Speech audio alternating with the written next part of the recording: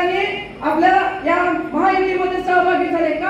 दादा आले कारण प्रधानमंत्री नरेंद्रजी मोदी साहेबांचं काम दादांनी बघितलं आणि या देशाचं राजकारण सुद्धा दादा बघतायत. आता मी असं म्हणेन की या राज्यामधले 3 त्रिमूर्ती जे आहेत, 3 मूर्ती म्हणजे आमचे शिंदे साहेब, त्यांना मी कर्ण म्हणते. कोणी गेला? बच्चू भाऊ गेले, किती कोटी पाहिजे? 100 देऊन टाकले.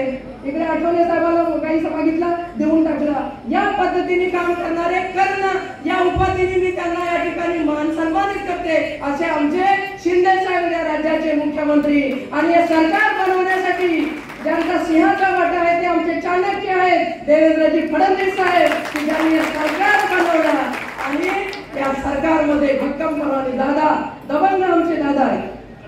दादा की दादागिरी तर सब जगह आणि त्याच्यामुळे आणि इंद्रनील भाऊ, तुमचं नाव या ठिकाणी पहिले पण घेतलं, तुम्ही नेतेच आहात राष्ट्रवादीचे जिल्ह्याचे आणि निधीची कमी तर 24 तुमच्या जवळ दिली हो.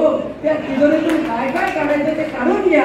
परंतु मोदी साहेबांना आपल्याला या देशाचा परत प्राईम मिनिस्टर बनवायचं आहे आणि सामाजिक विषय या ठिकाणी आपण मांडला. मी असा सामाजिक विषय काही बोलणार नाही, पण एक रात्र या ठिकाणी सांगू इच्छित. असं काही सांगण्याची मला या सभेमध्ये गरज नाही आहे किंवा मी बोलू पण नाही, पण जेव्हा विषय निघतो त्यावेळेला सांगा असं वाटतं की मेरी झांसी नाही दूंगी.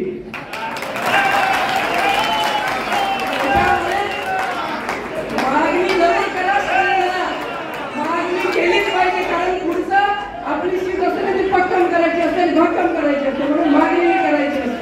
आणि म्हणून मदन भाऊ, मैं आपकी छोटे बहन हूँ और छोटी बहन को कभी भाई ये धागे का रिश्ता जो होता है ना, लोग बोलते हैं ये धागे का रिश्ता मोदी साहब ने निभाया.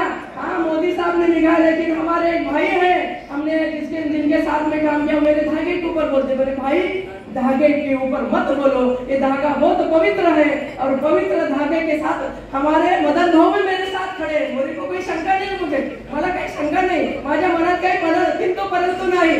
आणि संजय भाऊ, तुम्ही जर लोकसभा घेतली तर विधानसभा तुमची मी घेणार.